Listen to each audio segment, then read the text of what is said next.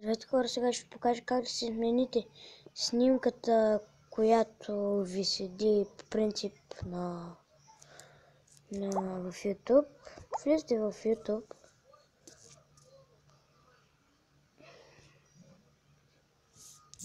и виждате си тук, виждате това човече, моето така, влизате тук даже на тези, виждам се тук, да. Натискате профила, моят канал натискате.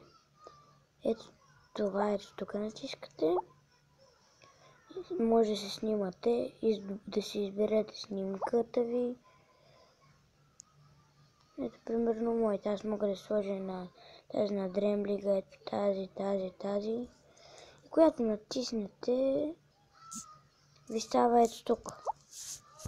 Ако ви хареса клипчето, дайте палец нагоре и чакайте следващото видео. Довиждане от мен.